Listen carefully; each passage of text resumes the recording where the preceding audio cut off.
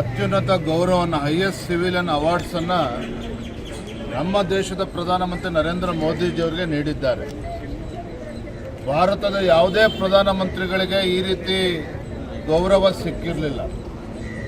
ಅಂದರೆ ಇಡೀ ವಿಶ್ವವೇ ನರೇಂದ್ರ ಮೋದಿಜಿಯವರ ನಾಯಕತ್ವವನ್ನು ಒಪ್ಕೊಳ್ತಾ ಇರ್ತಕ್ಕಂಥ ಸಂದರ್ಭದಲ್ಲಿ ಎಐಸಿಸಿಯ ಅಧ್ಯಕ್ಷರಾಗಿರುವಂತಹ ಮಲ್ಲಿಕಾರ್ಜುನ್ ಖರ್ಗೆರವರು ನರೇಂದ್ರ ಮೋದಿಜಿಯವ್ರನ್ನ ಭಯೋತ್ಪಾದಕರು ಅಂತೇಳಿ ಅವ್ರನ್ನ ಹೇಳಿಕೆ ನೀಡಿರುವಂಥದ್ದು ಭಾರತೀಯ ಜನತಾ ಪಾರ್ಟಿ ಅಷ್ಟೇ ಅಲ್ಲ, ಇಡೀ ದೇಶ ಇದನ್ನು ಬಲವಾಗಿ ನಾವು ಖಂಡಿಸ್ತಾ ಇದ್ದಾರೆ.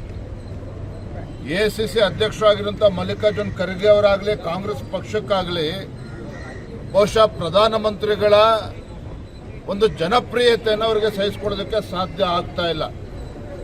ಅತ್ಯಂತ ಹಿಂದುಳಿದ ಸಮಾಜಕ್ಕೆ ಸೇರಿರ್ತಕ್ಕಂಥ ನರೇಂದ್ರ ಮೋದಿಜಿಯವರು ದೇಶದ ಪ್ರಧಾನಮಂತ್ರಿಗಳಾಗಿ 12 ವರ್ಷಗಳ ಕಾಲ ನಿರಂತರವಾಗಿ ಈ ದೇಶವನ್ನು ಮುನ್ನಡೆಸ್ಕೊಂಡು ಹೋಗ್ತಾ ಇದ್ದಾರೆ.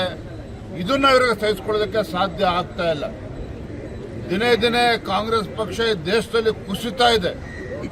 ಇದೆಲ್ಲವನ್ನೂ ಕೂಡ ತಡೆಯೋದಕ್ಕೆ ಸಾಧ್ಯ ಆಗದೇನೆ ಇವತ್ತು ಕಾಂಗ್ರೆಸ್ ಪಕ್ಷ ರಾಹುಲ್ ಗಾಂಧಿ ಇರ್ಬೋದು, ಅದೇ ರೀತಿ ಮಲ್ಲಿಕಾರ್ಜುನ್ ಖರ್ಗೆ ಅವರು ಈ ರೀತಿ ನರೇಂದ್ರ ಮೋದಿಜಿಯವ್ರ ಬಗ್ಗೆ ಹೇಳಿಕೆ ನೀಡಿರ್ತಕ್ಕಂಥದ್ದು ನಾವು ಬಲವಾಗಿ ಖಂಡಿಸ್ತೇವೆ.